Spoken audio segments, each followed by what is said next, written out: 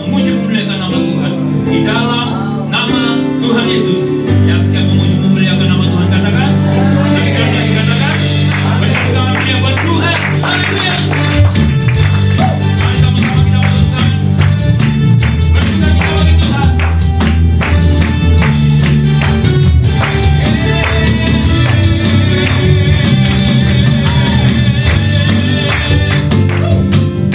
Sama-sama katakan.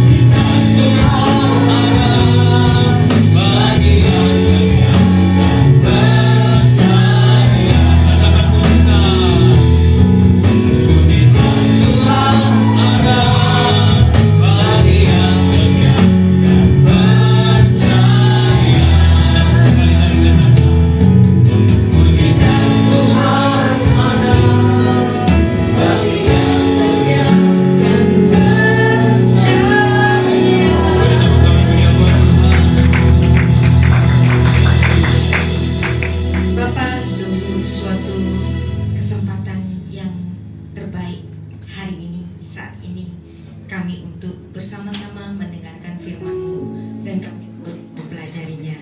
Tuhan, Kau baik dan Kau ada beserta kami. Engkau memberikan pengertian melalui Roh Kudus-Mu yang ada di dalam hati kami masing-masing. Bersem Ha'af Ben Veruah Kodes Elohim Echad. Di dalam nama Bapa dan Putra dan Roh Kudus Allah yang Esa. Amin. Silakan. Shalom. Pagi ini kita akan belajar tentang firman Tuhan dalam ibadah minggu ini.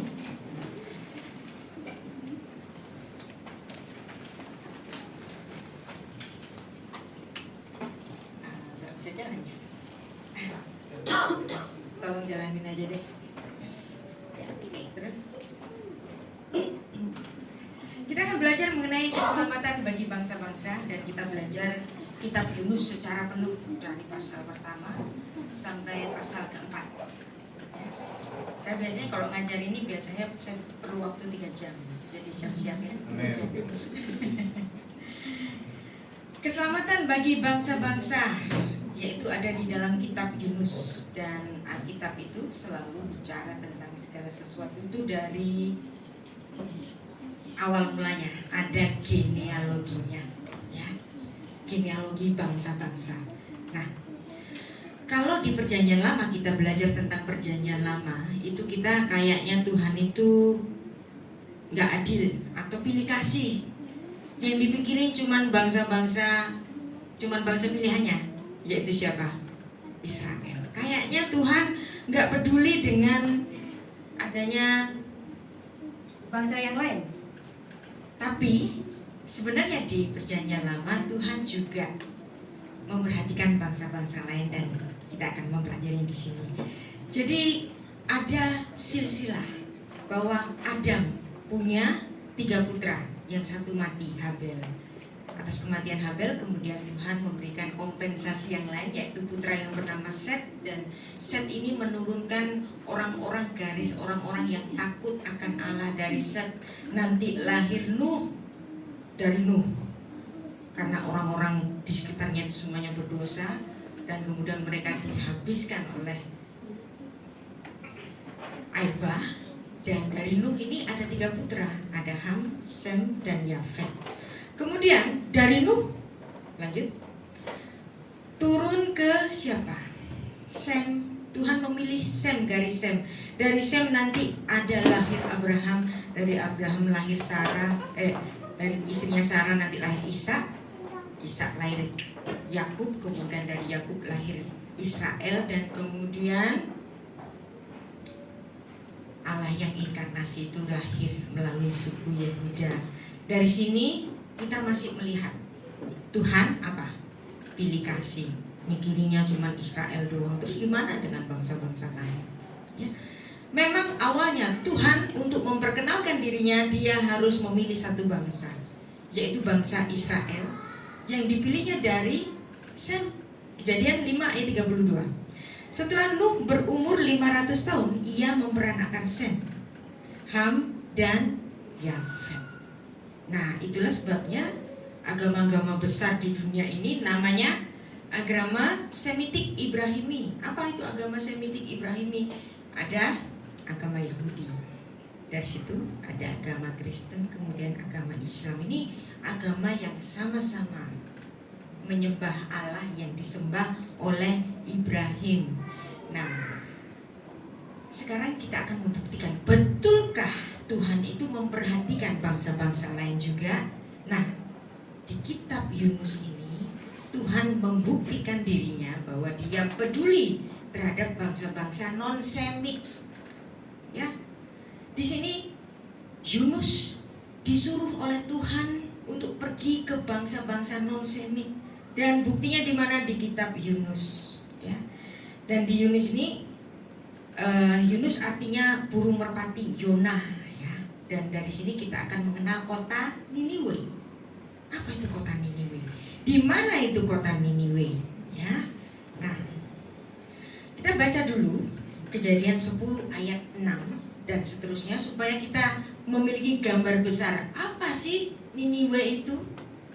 Dari bangsa apa sih? Dari keturunan apa sih Niniwe itu? Nah, dari keturunan Ham. Jadi Tuhan tidak hanya memikirkan Sem, tapi juga memikirkan Ham. Ayat 6. Keturunan Ham ialah Kush, Misraim, Put, dan Kanaan. Keturunan Kush ialah Sheba, Havila, Safta, Rema. Anak-anak Rema adalah Sheba dan Didan. Nah, sekarang kita masuk ke ayat 8. Kush memperanakan Nimrod. Dialah yang mula-mula sekali orang yang berkuasa di bumi. Ayat 9. Ia seorang pemburu yang gagah perkasa di hadapan Tuhan. Sebab itu dikatakan orang seperti Nimrod, seorang pemburu yang gagah perkasa di hadapan Tuhan. Ayat 10. Nah, kekuasaan Nimrod ini di mana? Mula-mulanya kerajaan terdiri dari Babel, Erek, Akkad, semuanya di tanah Shinar. Ayat 11. Nah, ini. Dari negeri itu ia pergi ke Asyur, lalu mendirikan Niniwe, Rehoboth, Irkala. Asyur memang anaknya Sem, tetapi kota Niniwe ini dikuasai oleh Nimrod yang adalah keturunan dari Ham. Nah, ya. Jadi di antara ini kita mengetahui ayat 12, dan di Resen di antara Niniwe dan Kala itulah kota besar. Jadi sejak zaman kuno, zaman bahala, ya, Niniwe ini adalah kota yang sangat besar dan menjadi kota perdagangan. Tapi apa yang terjadi? Kalau kita melihat kota Niniwe hari ini, tahun 2019, ya, itu Niniwe kan ada di Babel. Kalau menurut peta hari ini itu dia ada di Irak. Nah, sekarang Niniwe tahun 2019 itu kayak gimana? Nah, udah porak-poranda seperti ini, ya. Terus kota Niniwe sudah porak-poranda. Ini tahun yang ini ya, tahun 2019 sudah hancur lebur kayak begini. Nah, siapa yang menghancurkan kota Niniwe ini? ISIS. Ya, kota Niniwe terkenal sebagai kantong Kristen. Ternyata apa yang diajarkan oleh Yunus kemudian dihadiri oleh para murid-murid dari para rasul, sehingga di situ terjadi suatu gerakan besar dan banyak sekali orang-orang Kristen ada di kota Niniwe. Dan kemudian kota Niniwe ini hancur seperti ini, ya. Dan kehancurannya itu sejak 2014 ketika IS, ya, Islamic State itu kemudian menjadi ISIS sampai 2016 seperti ini. Nah, kota Niniwe adalah kota budaya. Dan kebudayaan bangunan yang lama itu karena dianggap ini togut dan kafir, ya, hancurlah seperti ini dan seterusnya. Dan demikianlah ISIS menguasai banyak di daerah Irak dan sebagian kecil Iran. Nah, jadi sekarang kita melihat peta, ya. Petanya dulu itu Yunus itu di mana sih? Nah, Yunus itu ada di kota Yafe atau Yofa, di situ ditulisnya. Dia disuruh pergi ke Niniwe, yang sebuah kota metropolitan saat itu, karena dia mewarisi kejayaan dari Nimrod. Tapi kenapa kok si Yunus ini nggak mau, ya? Karena memang di situ walaupun kota besar, tapi terjadi kejahatan yang besar, ya. Kalau kita melihat apa yang terjadi di Syria dan sebagian dari Irak, semuanya porak-poranda seperti ini. Dan di Aleppo Anda lihat, ya, sebuah pasar yang dulu enak orang bisa berbelanja, kemudian seperti ini dirusak oleh ISIS, ya. Nah, orang yang berjasa di dalam perang-perang gerilya melawan ISIS ini adalah Qasim Sulaimani, seorang panglima besar di Iran. Kenapa? Kok Iran itu sangat berkepentingan untuk membasmi ISIS? Karena Iran itu Syiah dan ISIS itu Sunni. Jadi ini perang Syiah dan Sunni. Nah, tapi bayangkan, orang yang berjasa besar untuk membasmi ISIS, ketika ada konvoi besar, ya, namanya Jenderal Qasim Sulaimani dari Iran membasmi ISIS pada zamannya kekuasaannya Donald Trump. Amerika menyerang konvoinya Qasim Sulaimani ini dan Qasim Sulaimani ini mati. Nah, kenapa Amerika benci sama Qasim Sulaimani? Yang dimana Qasim Sulaimani ini sangat berjasa dalam menghabusi ISIS. Dan akhirnya tahun 2002 Presiden Vladimir Putin memberikan serangan udaranya di kantong-kantongnya ISIS. Sampai hari ini ISIS sudah hilang. Ya, jadi itu latar belakangnya supaya Anda tahu Niniwe. Ya, Anda tiap hari, tiap minggu sudah mendengar khotbah tentang motivasi, tentang berkat kan? Sekarang kita belajar tentang Alkitab ya. Yunus 1 ayat 1. Datanglah firman Tuhan kepada Yunus bin Amitai demikian. Ayat 2. Bangunlah, pergilah ke Niniwe, kota yang besar itu, berserulah terhadap mereka karena kejahatannya. Nah, kejahatan ini Saya menggunakan metode tafsir yang namanya intertekstualitis tadi. Binyan af min katuf ehad. Persamaan istilah yang dipakai ke dalam kedua peristiwa. Kalau kedua peristiwa itu menggunakan istilah yang sama berarti ada hubungannya. Nah, hubungannya ini dengan apa? Ya. Hubungan Yunus 1 ayat 2 ini dengan apa? Kejahatan dari Niniwe ini sudah sampai kepadaku. Nah, ternyata ada hubungannya dengan kata yang ada di peristiwa sebelumnya. Di mana itu? Yang ditulis dalam Kejadian pasal 13 ya. Adapun kota Sodom sangat jahat, pakai kata ya, makanya mesti belajar pakai bahasa asli Ibrani supaya kita tahu keterkaitannya. Jahatnya itu kemudian berdosa terhadap Tuhan. Nah, ayat 3 menarik ya, karena jahatnya Niniwe ini sama dengan Sodom dan Gomora. Kita masuk ke ayat 3. Karena jahatnya sama. Tetapi Yunus bersiap melarikan diri ke Tarsis jauh dari hadapan Tuhan. Ia pergi ke Yafo dan mendapat di sana sebuah kapal yang akan berangkat ke Tarsis. Ia membayar biaya perjalanan lalu naik kapal itu dan belayar bersama-sama mereka ke Tarsis jauh dari hadapan Tuhan. Kalau dia ke Niniwe itu dekat, cuman ke utara saja, tapi ini dia jauh pergi kemana? Ke Tarsis yang pakai naik kapal. Ya. Kira-kira kenapa Yunus kok nggak mau? Apa alasannya? Kita kan nggak pernah dikasih tahu kan? Kecuali Anda baca naskah bahasa asli Ibraninya. Ya. Hubungannya dengan apa? Kejadian pasal 18 ayat 20. Sudah itu berfirmanlah Tuhan, sesungguhnya banyak keluh kesah orang tentang Sodom dan sesungguhnya sangat berat dosanya.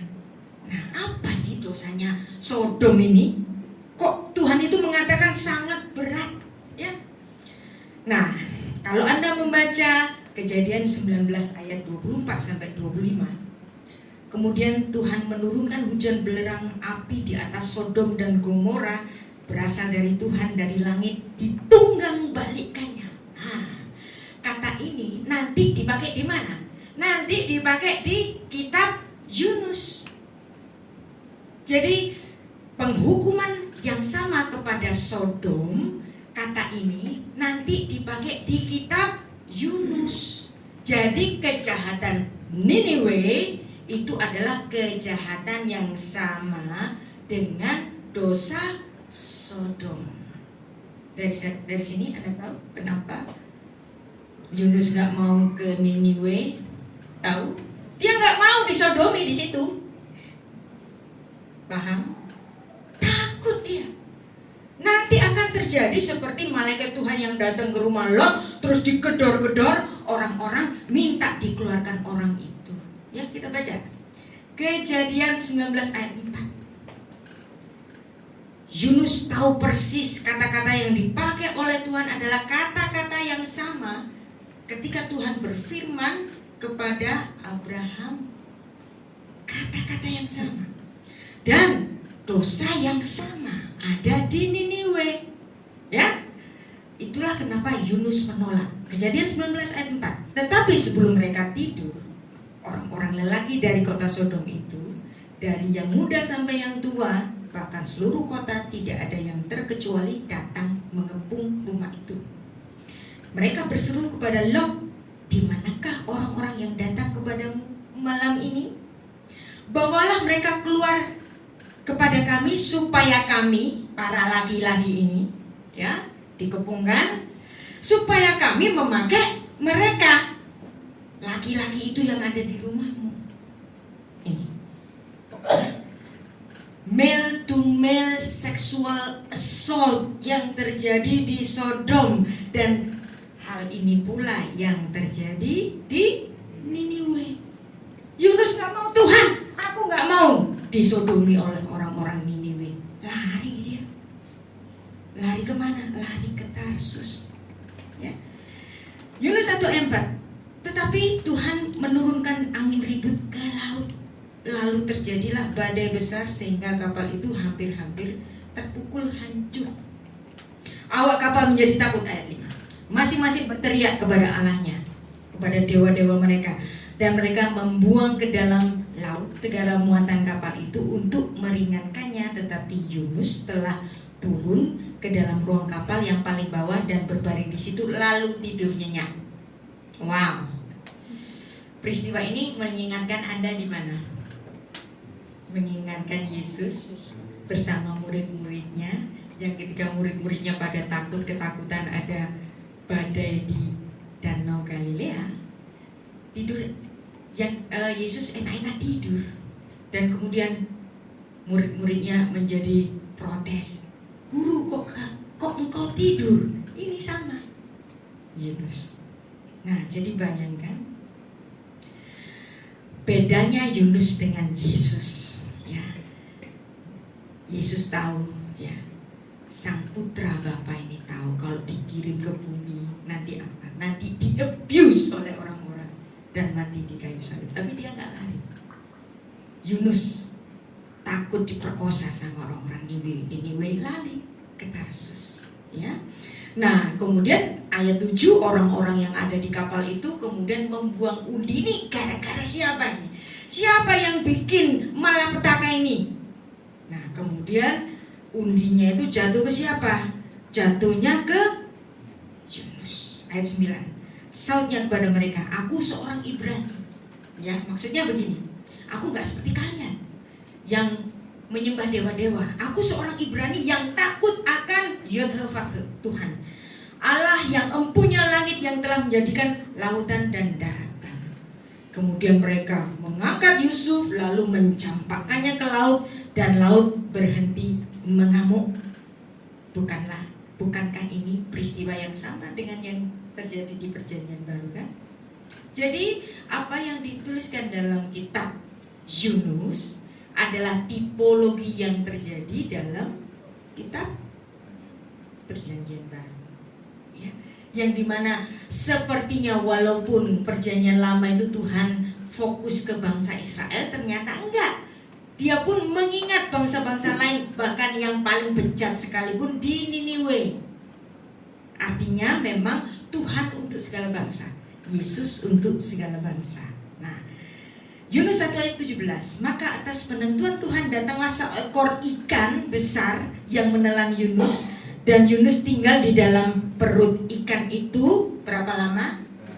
3 hari 3 malam. Bukankah ini durasi yang sama ketika Yesus itu setelah disalib masuk ke dalam perut bumi 3 hari 3 malam.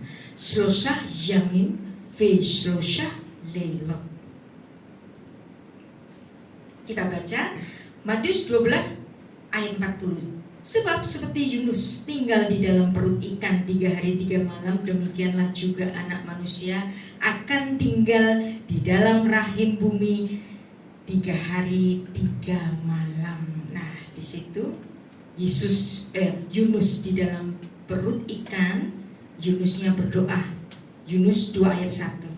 berdoalah Yunus kepada Tuhan Allahnya dari dalam perut ikan itu. Jadi rupanya masih ada oksigen kali ya di situ. Jadi ada kesempatan bagi Yunus untuk berdoa. Nah, orang-orang mereka-reka, kira-kira jenis paus yang mana gitu kan. Nah, paus kan ada macam-macam. Nah, ini ceritanya pada abad ke-18 ada seorang kapten kapal pemburu paus namanya Marshall Jenkins, itu pernah katanya itu ditelan oleh paus, kemudian dimutahkan kembali dan dia hidup. Nah, jadi sperm whale ini yang kemungkinan menelan Yunus itu, ya. Yunus 2 ayat 2 katanya, di dalam kesusahanku aku berseru kepada Tuhan dan ia menjawab aku dari tengah-tengah dunia orang mati. Aku berteriak dan engkau mendengarkan suaraku. Dan ini adalah doa-doa Yunus, ya. Sampai ayat 9 kita baca juga, tetapi aku dengan mengucap syukur persembahkan korban kepadamu, apa yang kunasarkan akan kubayar, keselamatan dari Tuhan, ya. Yeshuata Ladonai. Yeshuata Ladonai. Di sini sebenarnya ada nama Yesus, Yeshua Ladonai, ya. Jadi ini adalah betul-betul suatu tipologi. Dan akhirnya apa? Yunus dimuntahkan ikan. Yunus 2 ayat 10. Lalu berfirmanlah Tuhan kepada ikan itu. Wow, ya. Dan ikan itu pun memuntahkan Yunus ke darat. Nah, sekarang kita lihat petanya lagi, ya. Yunus itu sudah lari ke Tarsis di tengah-tengah perjalanan di Laut Mediterania itu, kemudian diantar balik oleh si ikan itu tadi untuk mendekati Niniwe di pesisir di situ. Kemudian dia muntah, ya. Dimuntahkan di situ. Nah, Anda bisa bayangkan, kira-kira tiba-tiba ada orang keluar dari mulut ikan, terus orang-orang yang di pesisir pantai di situ yang menuju ke arah Niniwe itu, mereka akan melihat sebagai saksi. Wow, ada manusia dimuntahkan oleh ikan. Dia pasti putranya dewa ikan, dewa Dagon. Karena orang-orang di situ semuanya apa? Menyembah dewa Dagon. Nah, di situ Tuhan berfirman kepada Yunus. Datanglah firman Tuhan kepada Yunus untuk kedua kalinya. Demikian, bangunlah, pergilah ke Niniwe, kota yang besar itu, dan disampaikan kepadanya seruan yang kufirmankan kepadamu. Bersiaplah Yunus, lalu pergi ke Niniwe sesuai dengan firman Allah. Niniwe adalah sebuah kota yang mengagumkan, besarnya 3 hari perjalanan luasnya. Jadi dia harus berjalan 3 hari. Tapi orang-orang di sekitar itu sudah kasak kusuk, ya. Ini orang keluar dari mulut ikan, dia pasti putra dewa Dagon, gitu kan. Nah, dengan kepercayaan orang-orang itu, Yunus bisa berkhotbah, Yunus didengarkan, Yunus nggak diperkosa di Niniwe, ya. Nah, Yunus 3 ayat 4. Mulailah Yunus masuk ke dalam kota itu, sehari perjalanan jauhnya, lalu ia berseru. Niniwe-nya sendiri kan 3 hari perjalanan.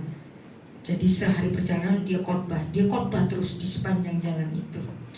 Dia berseru, 40 hari lagi maka Niniwe akan ditunggang balikkan. Kata yang sama yang dipakai di mana? Yang dipakai di Sodom dan Gomora, hapak, ditunggang balikkan. Kamu kalau nggak bertobat, nanti itu pernah dulu itu terjadi pada zamannya leluhur kami, yaitu Bapak Abraham.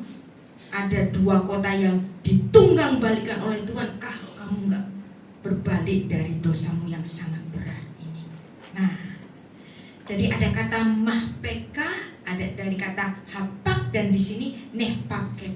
Nah, ini adalah harus dibaca dari bahasa Ibraninya sehingga kita tahu keterkaitan 2 peristiwa yang sama, ya. Apa yang terjadi? Yunus yang dianggap sebagai putra dari dewa Dagon, ya, membuat orang-orang di Niniwe itu percaya. Yunus 3 ayat 5 kita baca. Orang Niniwe percaya kepada Allah, lalu mereka mengumumkan puasa kepada mereka, baik orang dewasa maupun anak-anak. Mereka menggunakan kain kalung. Ya. Di sini ada pertobatan yang besar-besaran di kota Niniwe. Nah, sekarang pertanyaannya, kenapa orang-orang Niniwe langsung bertobat? Karena Tuhan berbicara sesuai kemampuan berpikir umat. Ya. Nah, kita sekarang itu nggak mikirin kemampuan orang berpikir. Kalau kita penganut doktrin Trinitas, pokoknya lu percaya Trinitas. Lu kalau nggak percaya kamu bidat, intipin rokok. Kalau kamu Oneness, bidat. Kalau kamu Sabilian, sesat.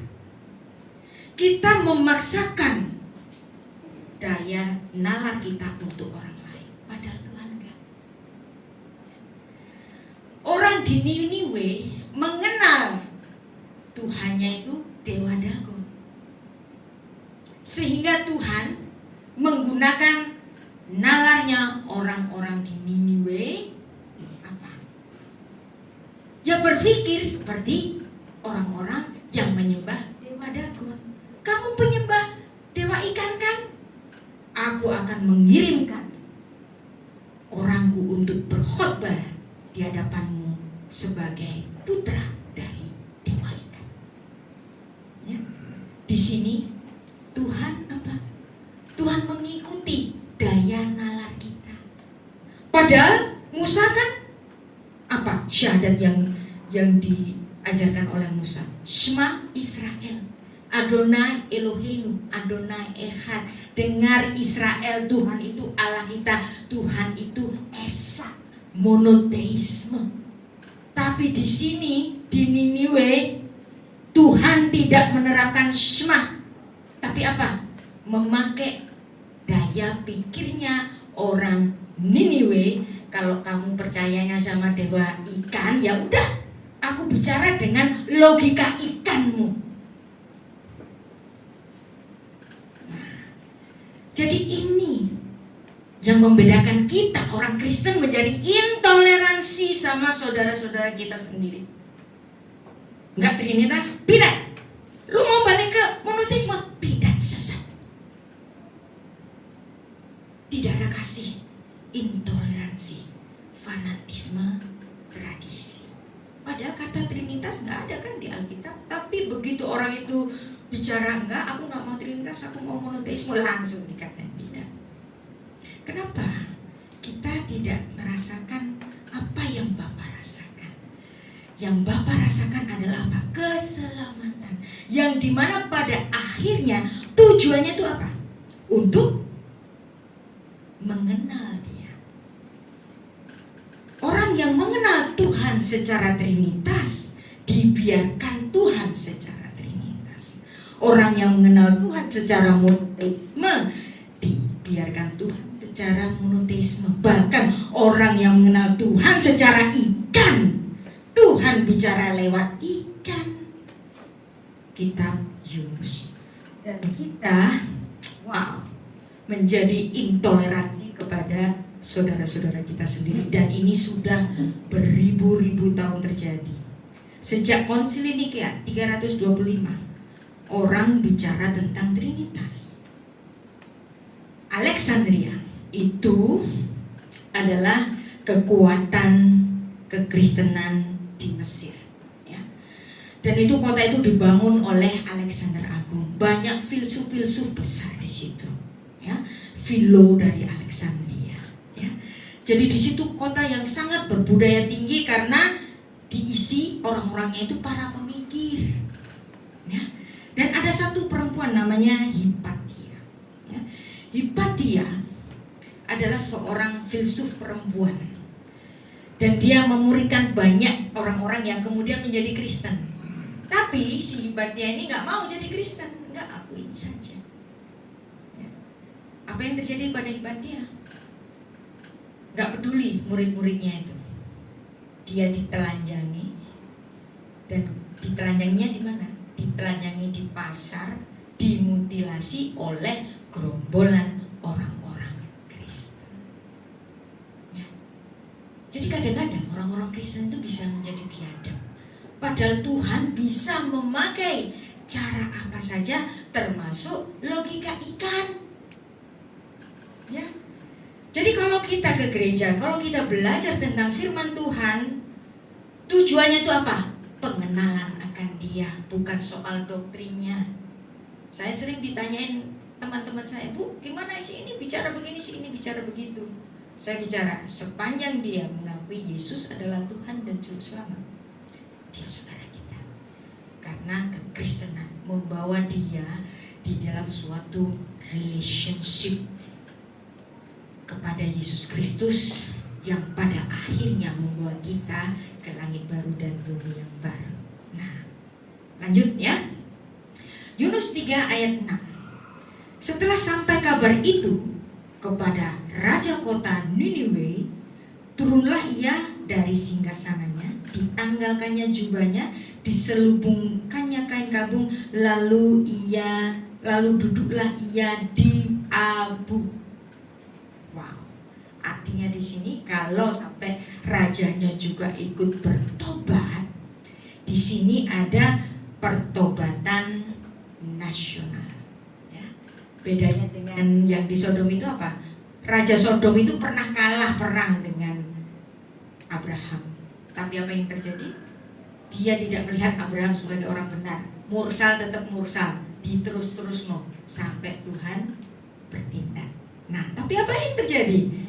Pada Yunus 3 ayat 6 ini, raja kota Niniwe ikut bertobat, bahkan dia memakai pakaian dari goni, ya, kain kabung.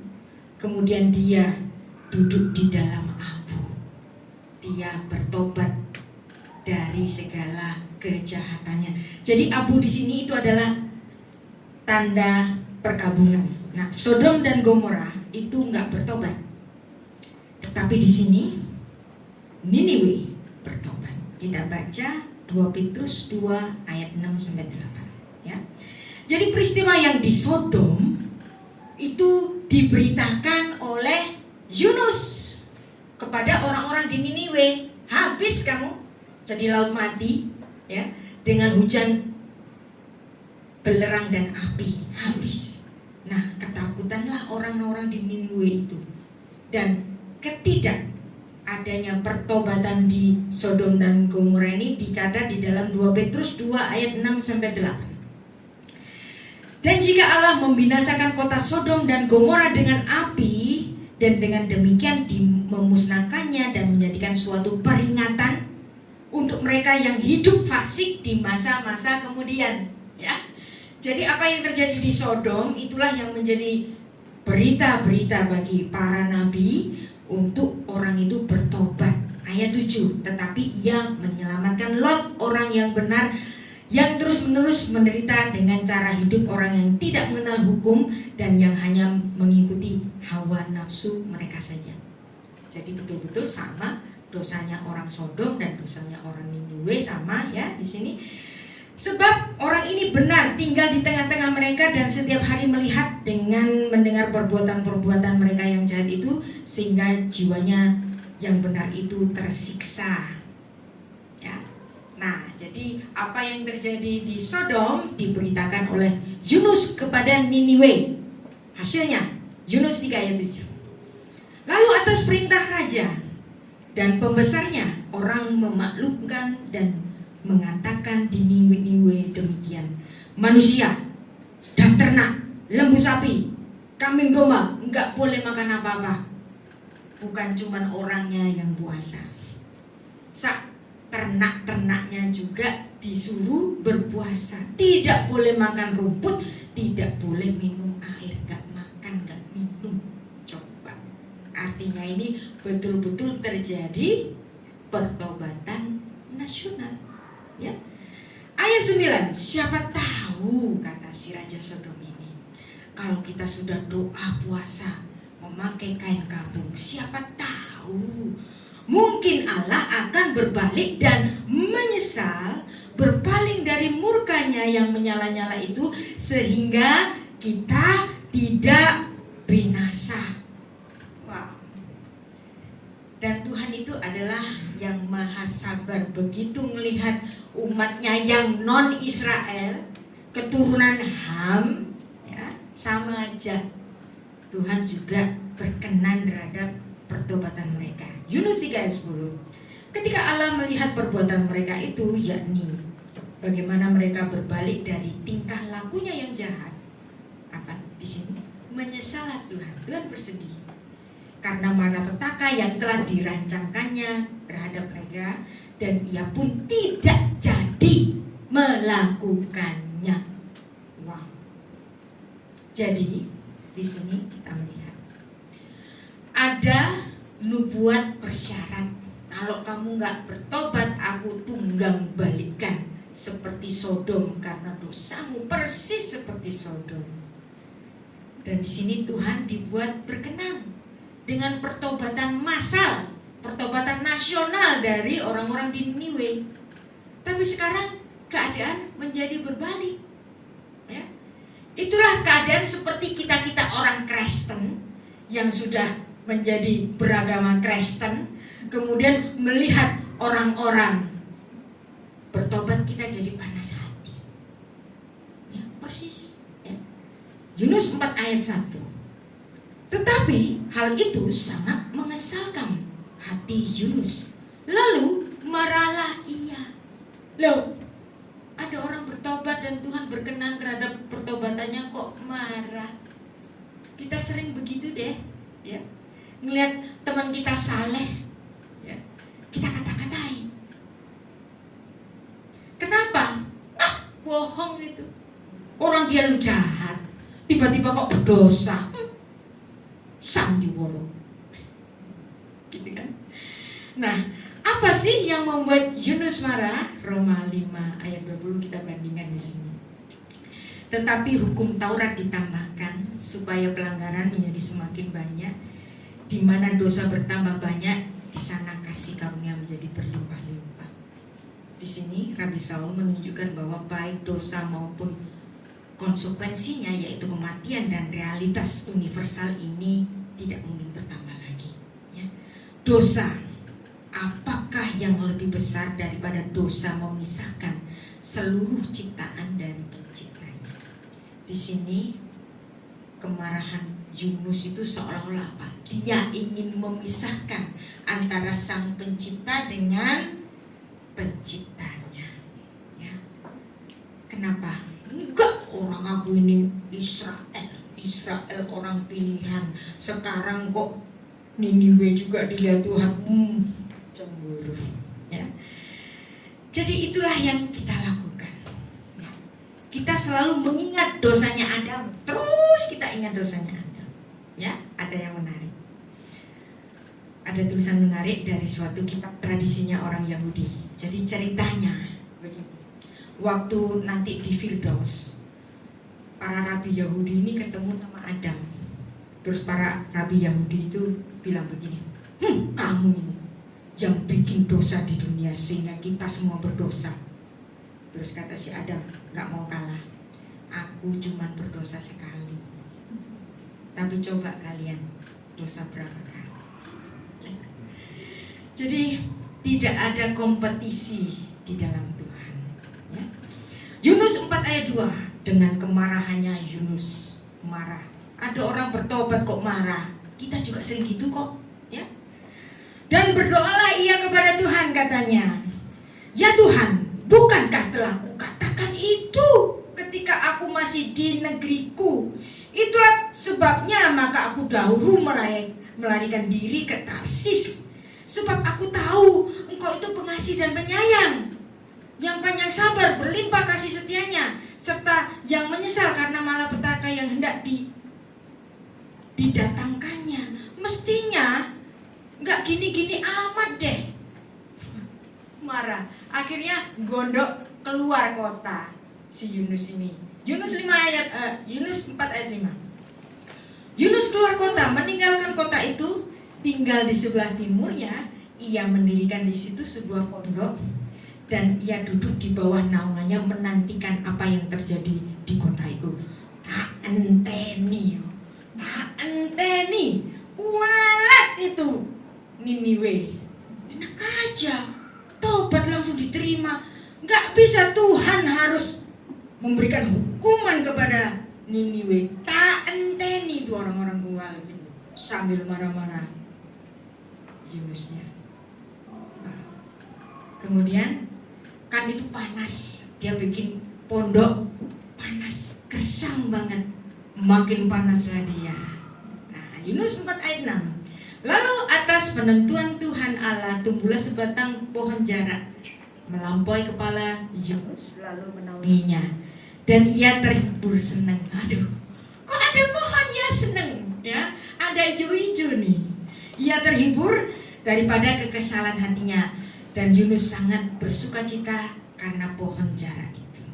Tapi pagi-pagi ya, ayat 7, tapi keesokan harinya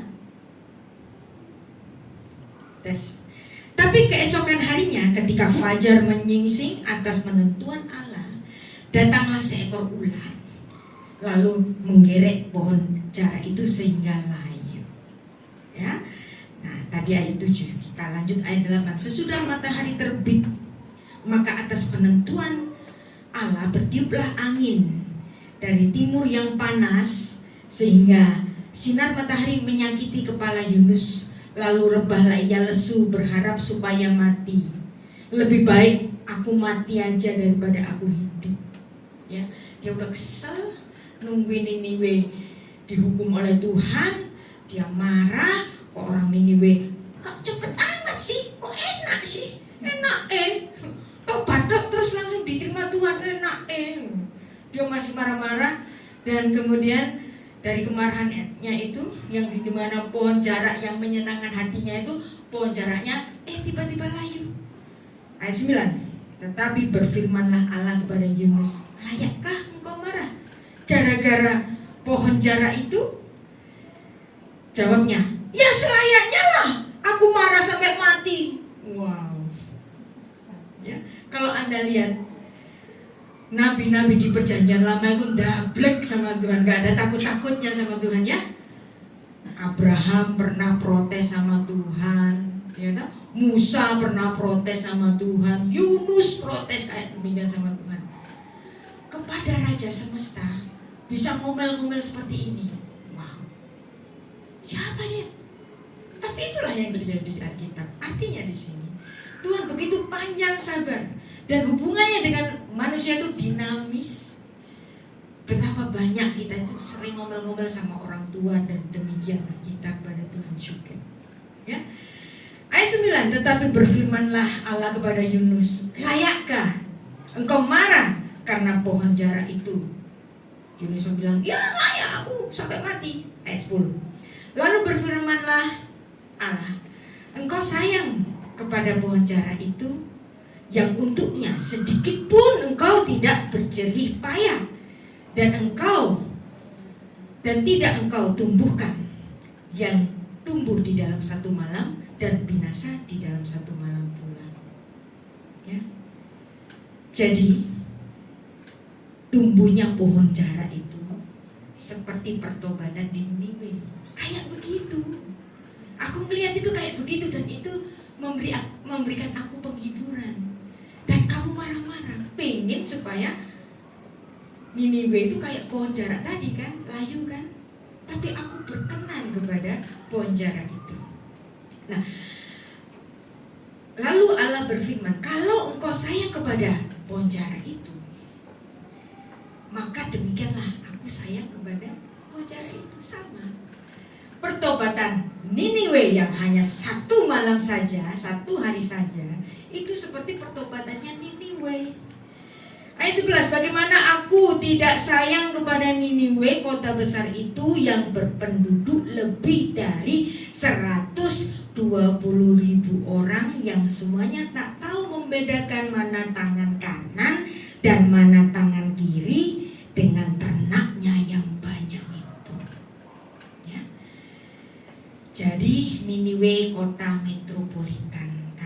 mereka tidak tahu tentang dosa-dosa mereka.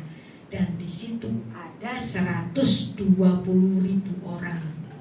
Kalau Anda mendapati angka di dalam Alkitab, angka itu selalu ada lambangnya. 120 itu adalah perkalian 40 kali 3. 40 kali 3. Angka 40 dalam gematria Ibrani itu artinya generasi. Yang dimana di kota itu ada 3 generasi. Ya, ada anak muda, ada orang middle umurnya, dan ada orang tua. Ada 3 generasi di situ diselamatkan dalam pertobatan yang singkat, dan itu menyenangkan hatiku. Nah, 120 kan 40 kali 3. Terus 1000. Angka 1000 itu apa? Angka untuk menunjukkan ketidakterhinggaan. Jadi yang dimana 120.000 ini nilainya tak terhingga, yang dimana kita mengenal sampai tahun 2023 hari ini kota Niniwe menjadi kota yang takut akan Tuhan, yang dimana di situ menjadi pusat dari orang-orang yang percaya Kristus. Jadi jumlahnya keselamatan dari Tuhan di Niniwe sejak zaman Yunus sampai sekarang itu tak terhitung jumlahnya. 3 generasi dari tua, muda, dan anak kecil, semuanya diselamatkan oleh Tuhan. Jadi di sini kitab Yunus merupakan suatu simbol keselamatan bagi bangsa-bangsa dan generasi-generasi. Nah, sekarang kita belajar tentang ikan. Ya, ikan. Kata ikan dalam bahasa Yunani itu iktus. Ya. Dan pada saat orang-orang Kristen jemaat mula-mula, kalau pakai tanda salib ketahuan kalau dia orang Kristen. Ya. Maka kemudian orang-orang Kristen ini pakai tanda iktus. Iktus itu artinya ikan. Ya. Jadi tanda ikan itu adalah tulisan di gereja, salah satu gereja di Efesus. Nah, di Efesus kan juga zaman dulu orang-orang Kristen pada zamannya Rasul Yohanes itu kan mereka juga dikejar-kejar. Nah, akhirnya mereka menggunakan simbol orang Kristen itu bukan tanda salib tapi simbol ikan. Nah, iktus ini adalah singkatannya dari Yesus Kristus Huios Soter. Yesus Kristus Putra Allah Sang Penyelamat. Jadi nggak boleh pakai tanda salib. Kalau ketahuan pakai tanda salib bisa mati. Ya udah pakai tanda ikan aja. Dan ikan ini menjadi suatu tanda keselamatan. Tuhan Yesus di dalam Matius pasal 20 tadi mengibaratkannya dirinya seperti Yunus yang ada di perut ikan 3 hari 3 malam. Melalui ikan ada pertobatan di Niniwe, di dalam logikanya orang Niniwe yang kalau mereka itu menyembah dewa ikan, ya udah aku bicara melalui logika mereka tentang adanya divine power melalui ikan. Nah, jadi ikan di sini juga menjadi simbol bagi orang-orang Kristen yang memang jemaat mula-mula itu erat dengan ikan, bukan? Ya. Murid-murid Tuhan Yesus adalah para nelayan, yang dimana Tuhan Yesus itu mengatakan dalam Matius pasal 4 ayat 19, Markus 1 ayat 17 mengatakan bahwa mari ikut aku, akan aku jadikan engkau sebagai penjala manusia. Nah, dari apa yang sudah kita pelajari tadi, ternyata kisah yang biasanya hanya kita pelajari di sekolah minggu kan jarang ini kan dipelajari di dalam suatu ibadah raya seperti ini. Ternyata ini ceritanya luas sekali, hubungannya sangat luas sekali sampai ke perjanjian baru. Nah, kiranya ini memberikan suatu pembelajaran bagi kita semua bahwa Alkitab itu sungguh indah tentang kesabaran hati Tuhan yang bicara kepada kita melalui apa? Melalui logika kita. Kalau ada teman kita yang gak sama dengan kita, jangan dipaksa. Ketika bersama-sama orang Trinitas, yuk kita belajar, kita bicara Trinitas. Kepada orang-orang yang mau ke monoteisme, ya karena Trinitas pun monoteisme, ya, satu hakikat, tiga pribadi. What's the difference? Ketika kita mengakui Yesus Kristus adalah Tuhan dan Juru Selamat, itu adalah goalnya. Kamu saudaraku, bukan diketawa-ketawain, digoblok-goblokin, disesat-sesatin. Ya, jadilah kita Kristen yang toleran, memahami, mencoba memahami. Seperti Tuhan pun toleran, mencoba memahami logika dari anak-anaknya. Kita berdoa. Bapa, terima kasih untuk firman-Mu, untuk pengajaran-Mu, dan biarlah kami selalu menjaga hati untuk mengasihi orang-orang yang mengasihi Engkau. Beshem ha'af ve'haben ve'ruha kodes ha'elohim echad. Di dalam nama Bapa dan Putra dan Roh Kudus Allah yang Esa. Amin.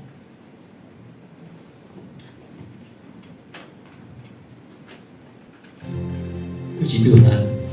Terima kasih Kita Wahyu sudah mengajar kepada kita pagi hari ini, Bapak Ibu Saudara. Kita semua diberkati.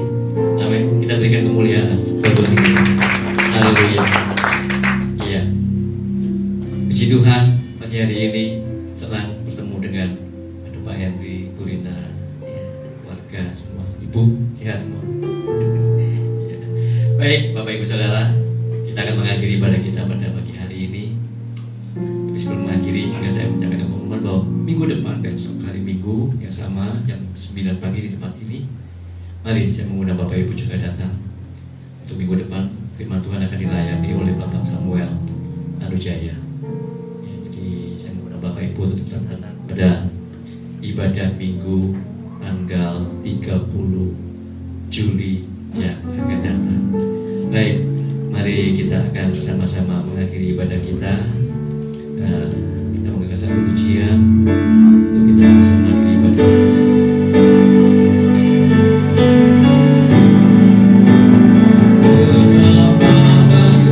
Amin. Yes, Lord Jesus Christ. Oh, haleluya. Pengampunanmu Tuhan, tak kau pandang hina hati yang hancur.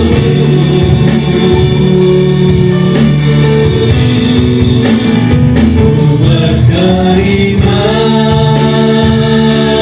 kasih kepadamu ya Tuhan. Pengampunan yang kau beri. Boleh sekali lagi kita nyanyikan lagu ini. Baik, kita bangkit berdiri bersama-sama. Betapa besar kasih pengampunanmu Tuhan, tak kau pandang hina hati yang hancur. Yes, Jesus, berterima kasih kepadamu ya Tuhan.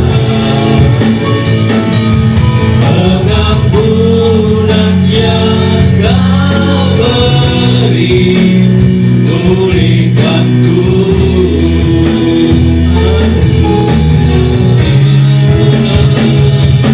Pengampunan yang kau beri,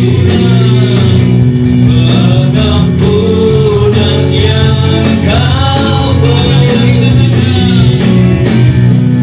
pengampunan yang kau beri, pulihkanku.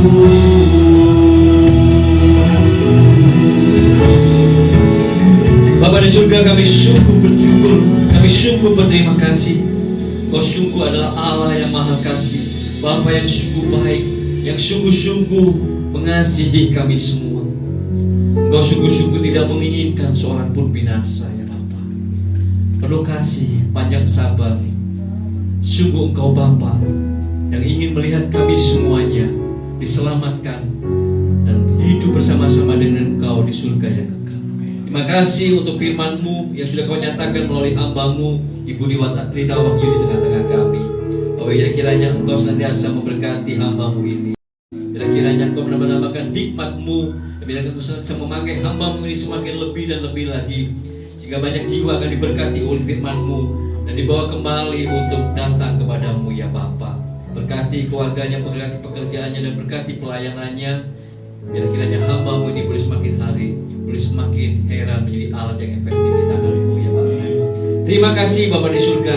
Dan saat ini kami mengangkat tangan kami semua. Oh haleluya, haleluya. Bapak Ibu Saudara jemaat yang dikasihi Tuhan, saat ini di dalam nama Tuhan Yesus Kristus, biarlah turun atas kita semuanya berkat-berkat yang terbaik yang dari Bapa di surga.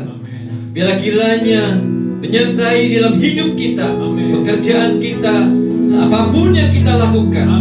Biarlah kiranya berkat-berkat yang terbaik yang dari Bapa di surga itu boleh senantiasa menyertai dalam hidup kita. Dan cinta kasih dalam Tuhan Yesus Kristus dan persekutuan dalam Roh Kudus, biarlah itulah senantiasa menguatkan, meneguhkan, dan menolong kita untuk senantiasa berjalan dalam kebenaran-kebenaran firman Tuhan di sepanjang hidup kita, mulai siang hari ini, Maranatha Tuhan Yesus datang kedua kali, bahkan sampai selama-lamanya. Kita semuanya adalah anak-anak Bapa di surga yang diberkati oleh Bapa. Dalam nama Tuhan Yesus Kristus, kita semua yang diberkati, sama-sama kita katakan